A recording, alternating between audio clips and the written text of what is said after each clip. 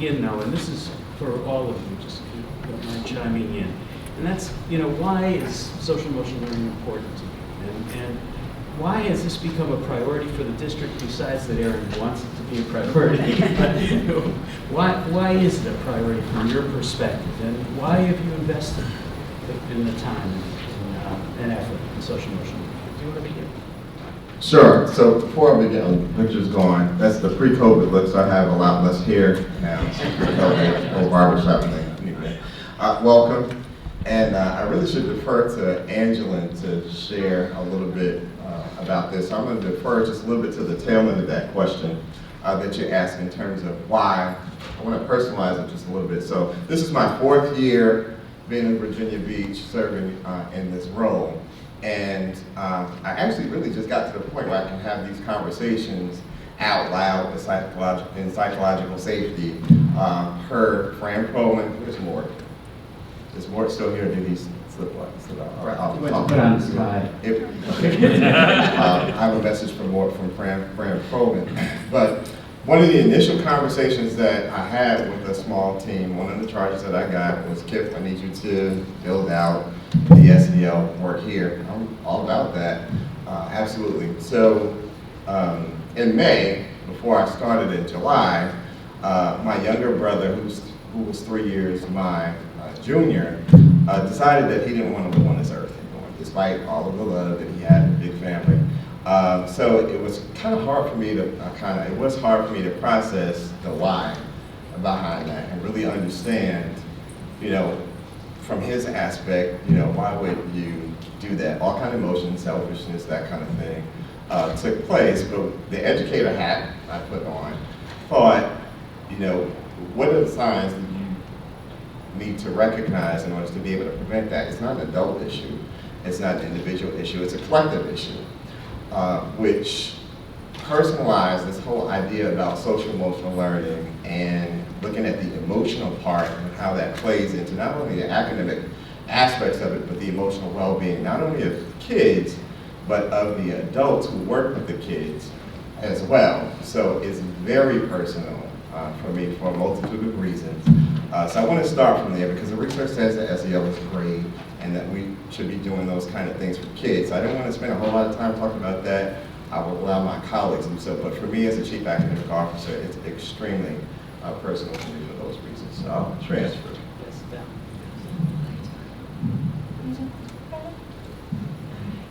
We're being brief. Okay, so I'm going to go to the other end of that, I guess, then, and say, I think part of my why and why I think it's so important is I don't believe we've yet shown that you can separate your emotions and your social experience from cognition. If we really believe that kids come to school to learn, and we accept that, I'm trying to think about what Mort said earlier today, the just belief that this is our work to do, and there's a moral imperative, I don't think we can do the academic part if we don't do the social emotional part. And then I think that begins, like Dr. Spence said, at the environment. Like there has to be a space that is safe enough for a student to build the skills, to practice the skills, and then adults that are well enough to co-regulate and then to support that environment. Do you want to chime in? So I will go back to Dr. Spence's remark regarding relationships. And we know that the relationships are the key to learning. He had his aha moment when he realized he had sealed that relationship. We know from the effective schools research or effective leadership research that without relationships we can't build teachers and we can't build students, and that's our work. That's a Kipp survey. Yeah, where I want to go with this panel is a deepening of the sense of what you do and how you do it, so that we actually, the people here can get a very practical sense of what's going on in the district. So, Kipp, let me begin with you. And you oversee the academic program as chief academic officer. And, can you say a little bit about what you see as the connection between social emotional learning and academics? And what are the supports that Virginia Beach put in place to ensure that SEL is successfully implemented and supportive of the academic program. Sure, and Dr. Spence did a great job with the map, talking about the journey, and it's been a journey, and it absolutely still is a journey. And again, I remember that initial meeting and conversation again with Fran Perlman, Mort, you just joined. She told me to give you a virtual high five, hug. But in that conversation, we talked about how do you institutionalize this idea of SEL so that it's not a buzzword and it becomes a system of practice. So what we did was we started with the definition, a shared definition. And you have a copy of the actual framework in your packet of information, and it's strategically set up so that it identifies the what SEL is, the shared definition, the why we're doing it, and that answers your question of why, because SEL in and of itself, the strategies that are in place help to support student academics, support student behavior, a sense of well-being. It supports all those things. It helps to support a well-rounded student that's in alignment with our graduate profile. So part of that, but once we got the definition, is how do we offer support to teachers and administrators to be able to communicate what SEL is and how we're doing it. So we have things like the SEL stockpile.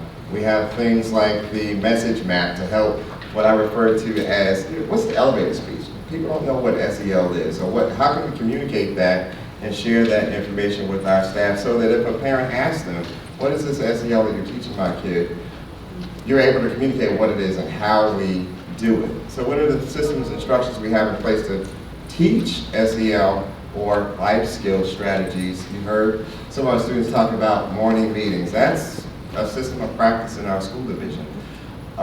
Closing circles. We even start meetings just regularly. Our principal meeting started with the opening activity and a closing circle activity. So it's become a habit of mine. We have ways in which we assess students, and I can talk about that later. In terms of a survey, we do have a survey where we collect data from our students. We have 20 schools who are piloting a resource that we have from Panorama, and we get student identifiable data in terms of which we use the data from that to make instructional decisions in the classroom to better support the 5 competencies that we have outlined in our framework. So that's just a little bit. I don't want to talk too long because we're being brief, but we do have lots of systems and structures in place to support what we say we're going to do. Great. So, Gene, let me build on that work, and you're supporting principal leadership in the district, and so how do you help principals build that kind of knowledge base around social emotional learning and moving social emotional learning forward in their schools? I would ask you to look in your packet and find this document, because this is the context for what we're talking about. And this is a strategic agenda. Dr. Spence referenced it in his welcoming remarks. The strategic agenda was put out annually, and it aligns directly to our goals, and he shared the goals of the workforce that we need to work on, the focus for our teachers, and he shared the integrated systems, which include SEL. As we look at the sheet that I asked you to pull out in front of you, you'll see a foundational piece. And we recognize more than ever, and this wasn't in our piece last year, the importance of working with our staff, not just on their mental, physical well-being, but in making sure that they feel valued, seen, heard, loved, that they are in a position where the work that they do is meaningful, challenging, stimulating, innovative, that they feel they are contributing to our organization. When we work on this piece, you'll see it is the foundational. It's going to be woven in all that our principals do. In addition, so are those big 3 on that page. And when you look at those big 3, it's the second one, the integrated systems of support, where we embed SEL. Now let me take that a step further, because we have accomplished the 2025, our strategic agenda. We have our strategic plan. We have an annual agenda based on circumstances, and I said this foundational piece of working with our teachers just found its way on this year. The next piece is that our schools take this information and align the work that they do with these pieces. In aligning our our strategic plan, our annual strategic initiatives, they create a concept map. And that concept map will include everything that you see on this strategic initiative. It will align directly with our Compass 2025 strategic plan. And what they do with that concept map is create their own vision for their unique programs, their own mission.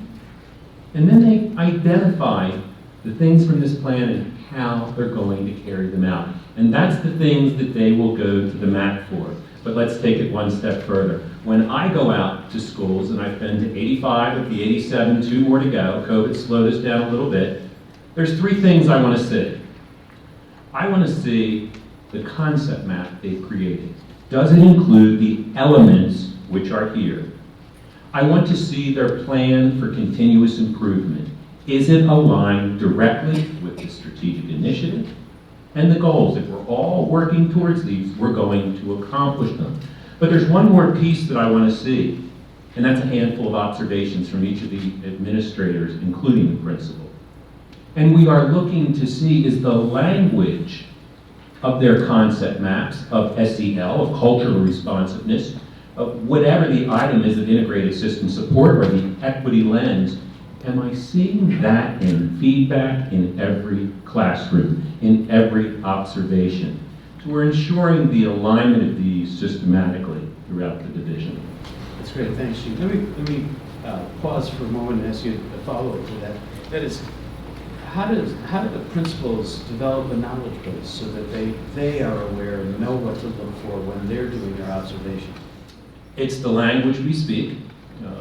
There is not anyone here on this stage or our superintendent who is not constantly aware when they speak to use this vocabulary, to look for these things. They are our look-fors, and they should be our principal look-fors in the classroom. There are look-fors, there are superintendents when Don gets out to a building. These are the look-fors that we have, but we have certainly professional growth and innovation department that Angelyn oversees in terms of the SEL. We can work with an individual school, PLC of 6 teachers.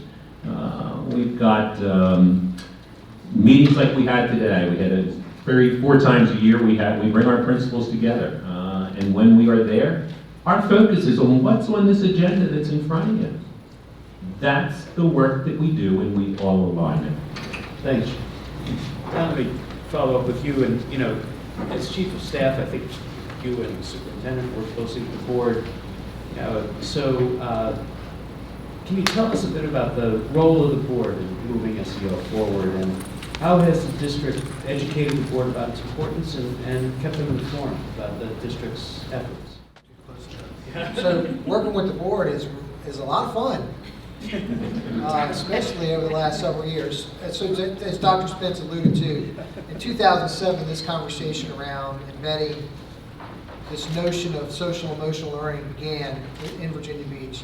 We really hit the ground hard in 2014 as we developed our Compass of 2020, which was a 5-year plan that started in 2015, of which SEL was a part. Well, your strategic plan has to be approved by who?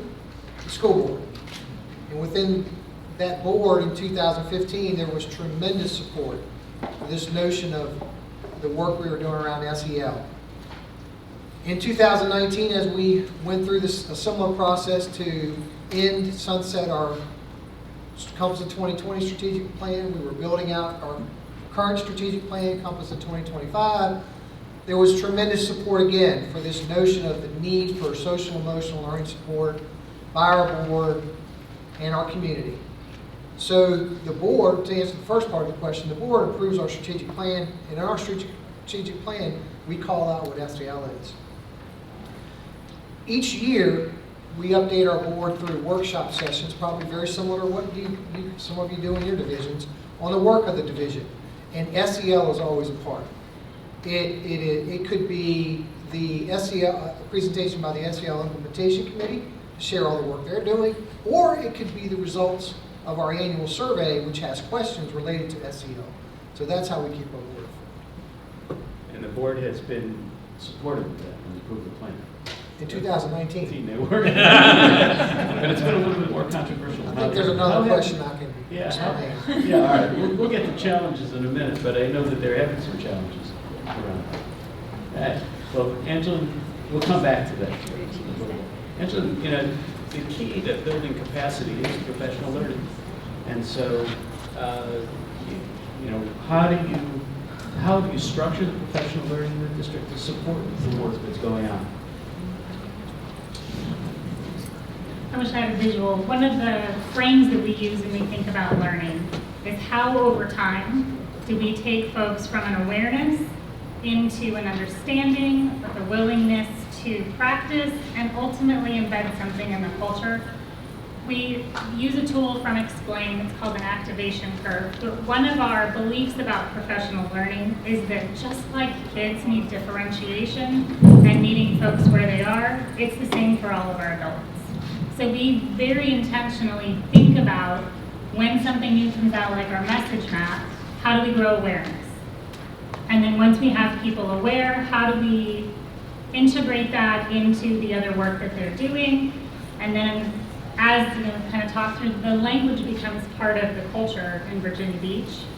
The other way I think we really try to support professional learning is a belief that we don't want to do anything to people or for people. We always want to do it with them. So we've explored things like our Responsive Classroom Academy. So our teachers come together in cohorts to learn, to collaborate. We have social emotional learning communities of practice, where teachers come from across the city together to collaborate and meet. We had an SEL design fellow team. So when it really came time to get clarity about what does SEL look like in the classroom, we had to talk to teachers. We couldn't define that for them. So I think that's the other piece about our approach. It's slower that way. We don't just get to go make something, take it to people and give it to them. But I think what begins to happen is there's this grassroots ownership for the staff, regardless of if it's a principal or senior staff or professional development teams, where because our voices are part of the process, there's a buy-in and a willingness to engage in the learning. Is that? That's great. The work on professional learning clearly is a priority for the district, and that's been a core of my experience when I came, and there's the work that you've done in building the structure. But there are many competing initiatives in the district. I mean, a district this size, you have a lot of different goals. So how do you help, and I'm going to come back to Kipp here, how do you help your administrators focus on sort of both the multiple goals, but actually within that context when they're working on reading and math goals and academic goals or enhancing the career experiences of students at the high school level? How do you refocus or focus on SEL as a key part of moving the agenda forward? Okay. I appreciate you asking that question. More often than not, I think educators think SEL is an initiative, and I'd like to not use initiative as it's a framework, it's a way of doing business, which is becoming a habit of mine in Virginia Beach. So if you look at the document that Dr. Soltner shared with you, it's our strategic agenda, action agenda. The second item speaks to systems of support. Embedded in that language is SEL, which means it's a part of how we're doing business. And we wrote that out this morning with principals. So they left today with an extremely purposeful, clear understanding where they need to focus their efforts for the 2022-23 school year. So it's clear, there's no question about what should be included in their PCIs, what should be included in their language and conversations that they have, not only with their teachers, but with their students as well as with their families. So that's certainly one way in which we do that. Of course, through professional development, and we have, it was another conversation, again, it's been evolving, but one of the conversations that I had after that initial conversation with Fran Perlman was with Dr. Berman, and just processing, how do we create a systemic way in which we continue to do business without it seeming like it's something else. And from that conversation, out that came sell it, which is our SEL implementation team, which is really driving the work as evidenced by our being here today with Angelyn and Robert Jamison, who is our coordinator of school-based counseling, to really drive the work and the professional development and the resources and the opportunities for learning that it's ongoing. Additionally, we certainly use data to help drive the decisions that we're making so that it, again, is not seen as something on top of. One of the things I'm most proud of from a teaching and learning standpoint is that we started embedding, identifying the strategies for the 5 competencies that are already in our curriculum, so we're not making up something different. So for example, in elementary, in our curriculum, if you turn over on the back side of the our SEL framework, you'll see 5 icons that identify our 5 competencies. Those icons are embedded in our curriculum at the elementary level so they can clearly see, okay, here's a strategy that I can use to teach kids self-awareness, and not say, well, today we're going to do an SEL lesson to teach self-awareness. It's already in our curriculum. So it's becoming a habit of mine. We do have some work to do, particularly in the area of secondary, but we're certainly well on our way.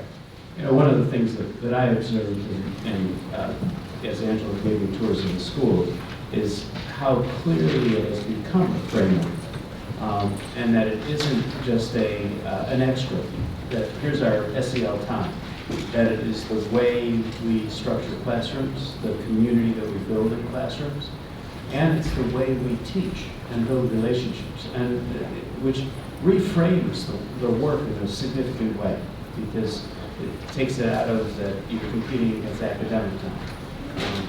It's that you are creating that kind of cultural climate. So that is powerful, and I think everybody will begin to see that as you do tours tomorrow. So, but when we move to Jean and ask the question, you raised, Jean, that this year, or the coming year, you're going to focus on adults and adult well-being, and Aaron referred to that earlier. So what moved you to that position, and what is the district doing or planning to do to support adult SEL? I think we're all moved to that position. We know that we have teachers leaving the profession. We know that they are being beat down by boards, by right and left wing attacks. Our teachers are under fire, and we need them to feel valued. And we know that we can make them feel valued when we produce a climate that's a positive working environment. That environment is going to come from challenging them, from affirming them, from letting them find solutions to what the data tells us needs to be done. But we recognize that we need to hold on to our workforce, and we need to build up our teachers who have certainly been built down and crushed by a pandemic. So there's the driver for that, and I think that all of us hold that same driver. In terms of how we'll go about this, again, it will be through our principals. We are looking for our principals to affirm their work, to celebrate their work, to provide these opportunities. In terms of where we'll go with this, it will start with our leadership workshop this summer, a 2-day workshop that we'll hold. This is the first time we've shifted to the full adult experience. What we've done before was mostly focused on our students. So as we move in this direction, we're developing it. So I don't have a plan in place. Angelyn doesn't have a plan in place. Do you? I have an idea. Okay, so he guides my work.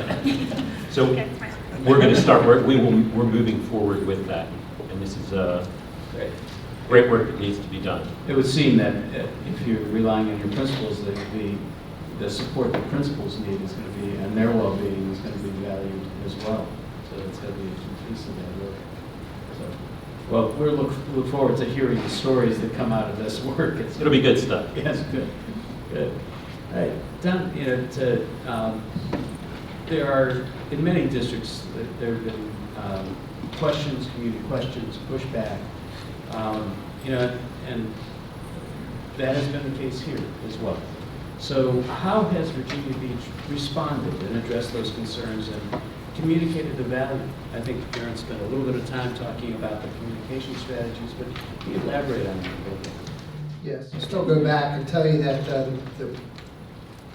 our current strategic plan comes to 2025, enjoyed unanimous support by the board, which included SEL, and this was 2019.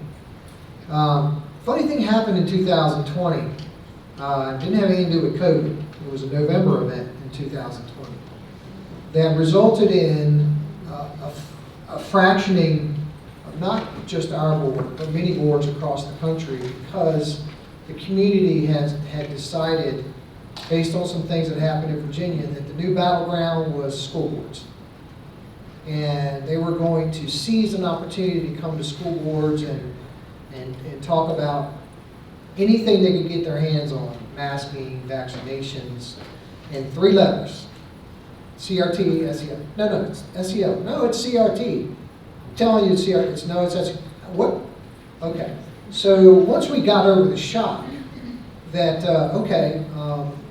well, how do you make sense of that? We recognize it's our job to educate anyone who comes to us with what is SEL in Virginia Beach and what is it not. It doesn't do us any good to go back and take an angry stance or a stance me against you when I'm trying to help you understand what SEL is. One of the things that we do with our board is we try to put it in terms that they can understand. And here's what people can understand. Raise your hand if you have more than 1 kid. Okay. So when you're dealing with your children, raise your hand if you deal with your children the same way in every situation. Okay. So I'll ask these board members, the few that we have, so help me understand why. Why do you provide different feedback? You use different strategies to deal with the behaviors of your children. Well, because they're different. Yes. Yes, they're different.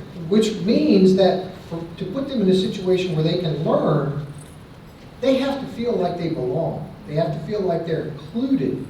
They have to feel like they are safe. Well, yes, we want that. Thank you, because that's what we want. If you look at our work around SEL, that's what we're talking about. We want kids to feel like they're in a safe learning environment. We want them to feel welcome. We want them to feel like they have someone who cares about them.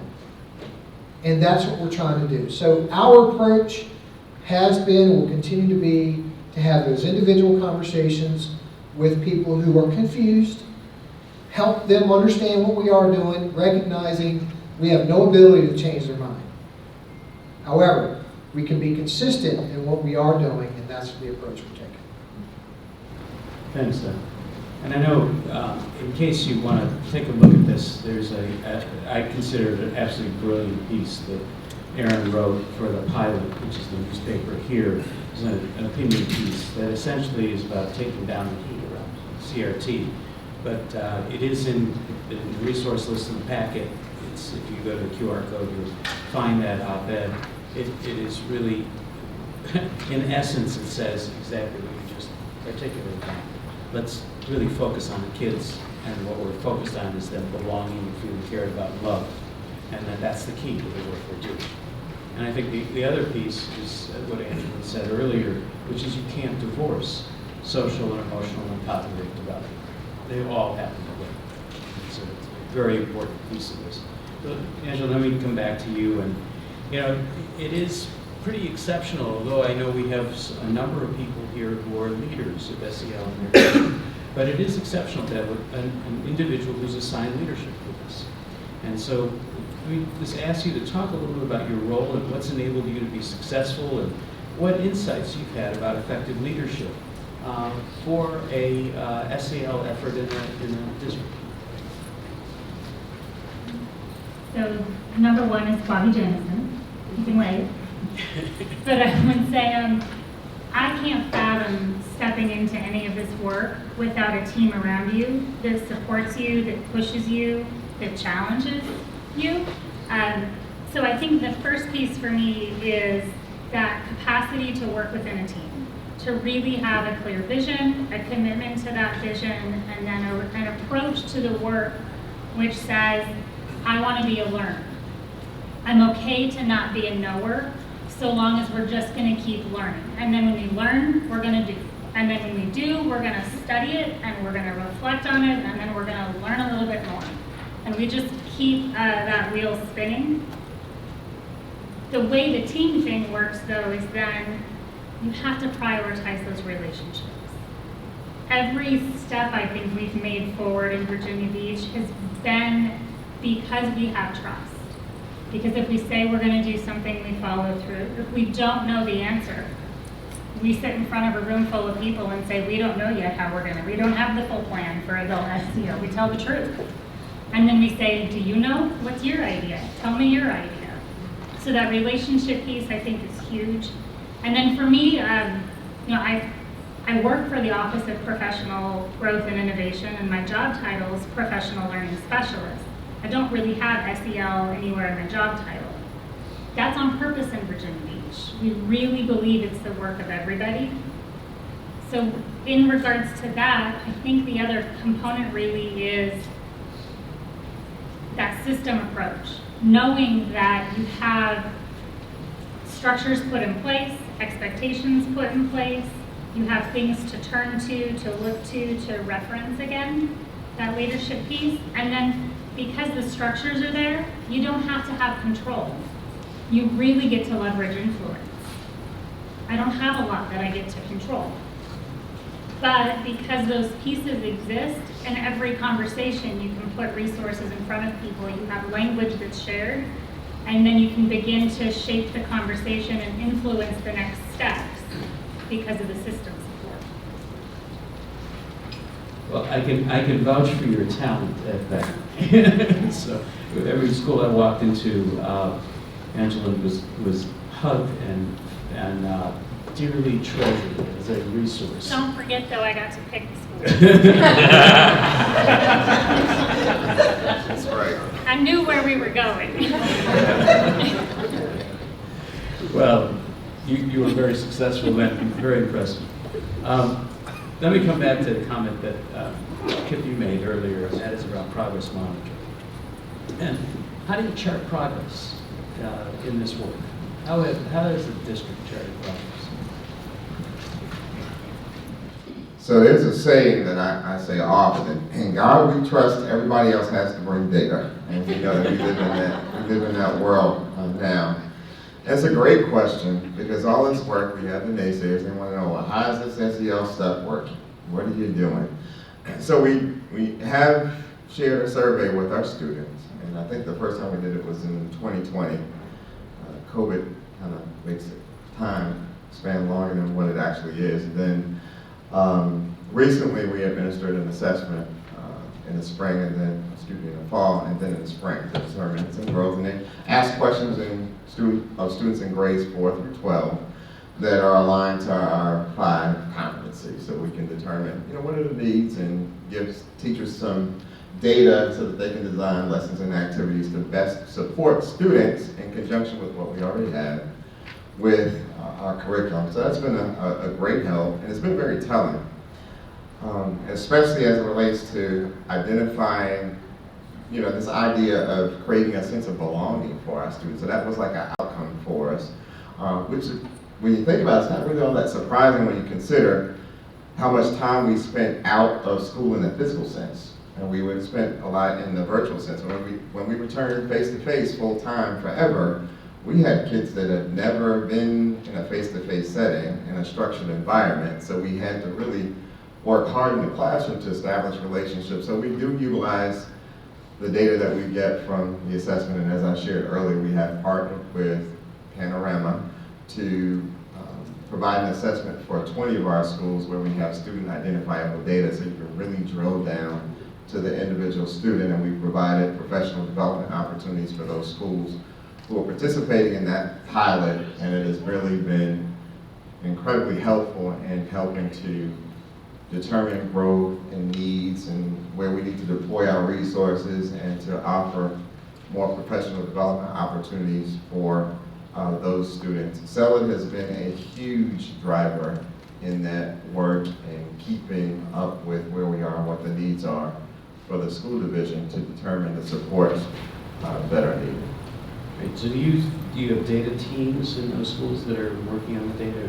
Can you elaborate a little bit more on this? So we do, and I'm going to ask Angelyn, Bobby's not up here, to jump right in and share some of the work that we've done. What I didn't share was that was really telling for me. And I'm close to the work, but not so close that I get in the way of the work, because they are flying. But one of the things that I did look at from their one-to-one conversations and having with teachers was what they were saying. So we have some work to do, especially as it relates to some of our staff thinking they need an SEL program to accompany with curriculum. And that is absolutely something that I don't want us to get into the business of. But Angela, would you speak a little bit about the work?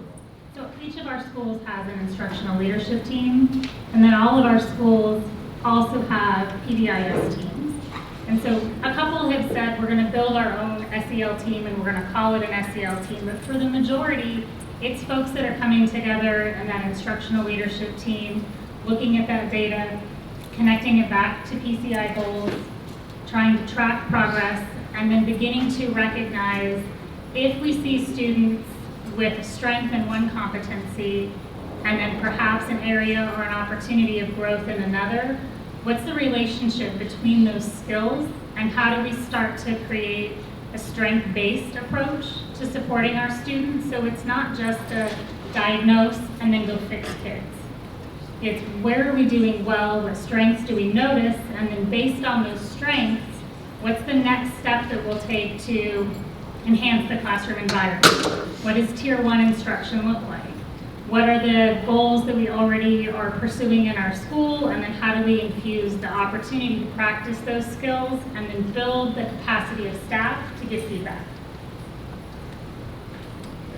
Jean,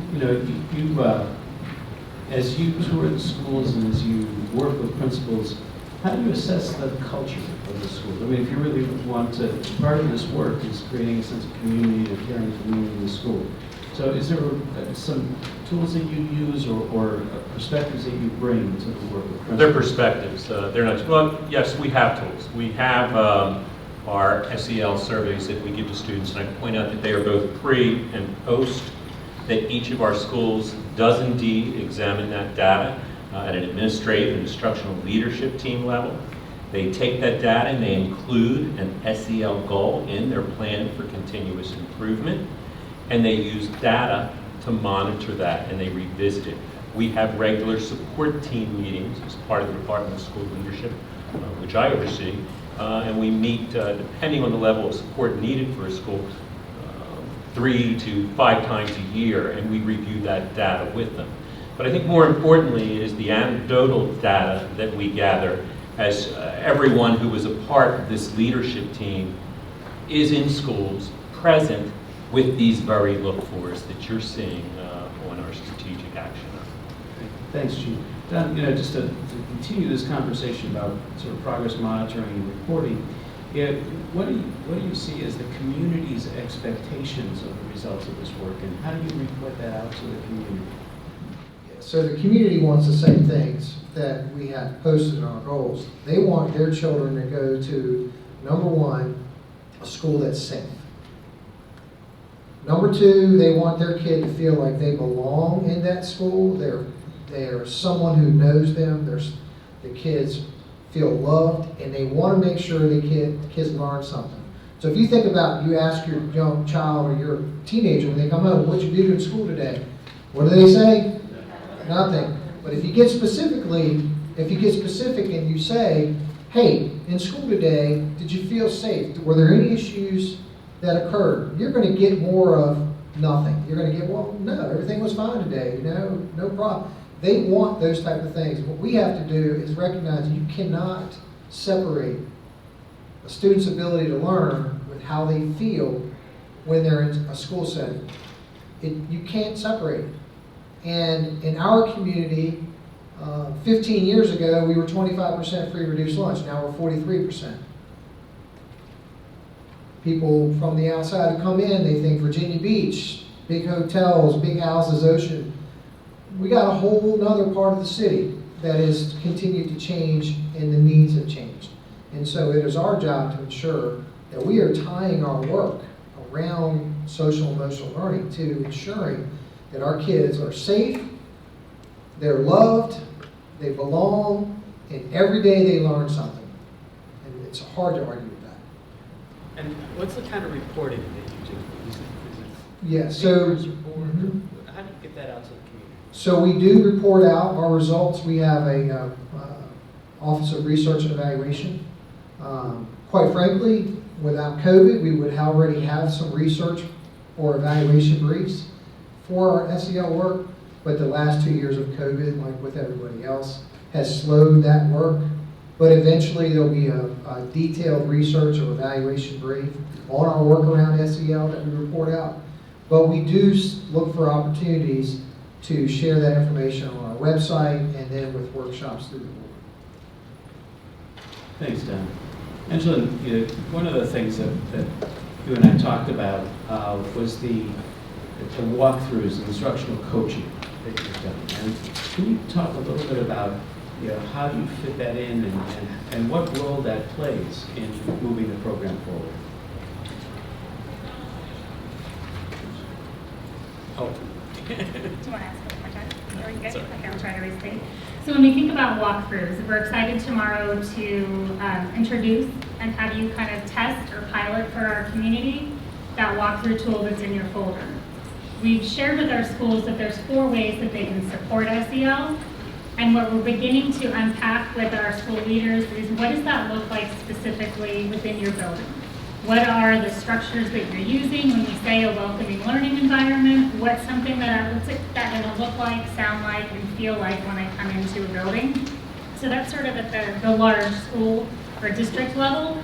And then we also, through responsive classroom and then through our specializations for SEL in the classroom, have some very specific competencies that we've started defining with our teachers. With responsive classroom and our academy approach that kind of has a peer-led learning walk feature. So it's not meant to be evaluative. But if I'm a teacher that's getting some training and I'm learning and I'm practicing, when I feel ready, I can open up my classroom to a teacher across the hall that can come in and begin to notice some of those look-fors around the learning environment. What are key components of morning meeting? How do I leverage envisioning language versus maybe redirecting language when I'm leading my class? And then with our design fellows for SEL, that really was about getting clarity for SEL at the classroom level. What does it really look like when it's done well? We've aligned really tightly with Aspen Institute and Castle and have kind of said, here in Virginia Beach, it's effective if there's 3 interdependent components. We kind of use the analogy of a 3-legged stool. So if I'm coming into a classroom, and I may not see this every day in every class, but over time, there is an environment that's supportive. Students are seen, we're using culturally responsive teaching practices. Within that environment, we're explicitly teaching SEL skills. So when we're getting ready to head into a collaborative group activity, we're naming what's it going to look like, sound like, and feel like. We have shared agreements and norms on how to talk with each other, the way that we engage. And then through our academic instruction, that 3rd leg is, do I create in my pedagogical choices, my structures I use as I develop my lesson, an opportunity for a student to practice the skills that we've been teaching explicitly within an environment that allows them to practice it. And so that kind of has become our look for at the classroom level. Thanks. We're going to bring this to a close with one last question. I'm going to ask each of you, but I'll just pass the mic down. But, if you think about the challenges you faced and the next steps and the vision for success, tell us a little bit about what's your vision for that next step and for the steps that you see taking, and what is that? What does success look like to you? So, Kipp, do you want to begin? Sure. I think success for me is that at the end of the time that our students have with us in Virginia Beach City Public Schools when they graduate, whether they choose to do higher ed, military, take a gap year, what have you, that they leave prepared and ready for any challenge that they may be faced with, given the opportunity that they had in Virginia Beach City Public Schools, especially through the SEL strategies being embedded in the curriculum and not isolated by a separate program. For success, for chief of schools, it's going to be on leadership. And success would be measured when our principals across the board are aligning their work with strategic plan goals and strategic action agenda goals so that we are all working towards that one outcome. And in this instance, SEL is a part of that outcome. For me, it'll be when all of my principals are embracing or able to recognize effective and ineffective practices, ask questions, and provide feedback that will improve our schools. Yeah, and as chief of staff, everything's an iteration. And so the question I'm going to answer now, I might not have answered the same way 2 years ago when I was a chief schools officer. What I'll say now is success looks like every staff member and every student in our school is known, they are seen, they are heard, and they are loved. Because when people have that emotional feeling, they're going to be successful, or they're going to have a much greater opportunity to be successful. And I just want to give a shout out to the school divisions here, because I've had the privilege to travel around, and I'm familiar with some of your school divisions. In Virginia Beach, feedback is our friend. We look forward to the feedback you're going to give us when you do the visit. So don't hold back. If you have a question, ask. If you're like, yeah, I didn't think that was great, you might see that. That's how we grow. So we appreciate feedback. We are really good thieves. So if you share something with us that really works, just know we might call it ours, but we'll give you a shout out.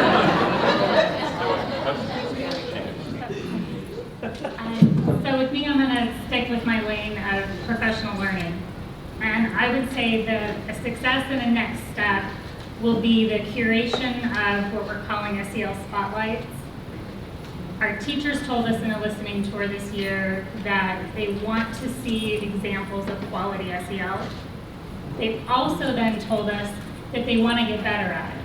So our vision is we're not going to go outside to find it. We're going to pull a cohort of teachers that are passionate about this work, spend the next year really embedding it into their daily classroom practices, listen to them, tell us what works, and then we're going to create a video series that we can integrate into our curriculum that says this is what it looks like.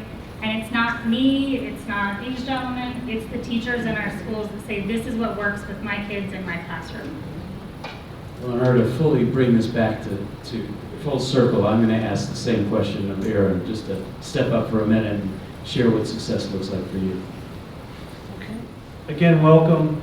I think you'll see a lot of great things tomorrow. For me, success will be when it's ubiquitous, right? When we don't have to say we're doing things to improve and to work on SEL, that it's just part of what, it's just who we are.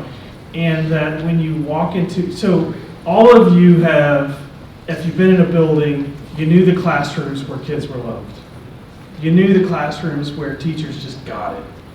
And when you were principals, if you were principals, you knew who your teachers were that could do it.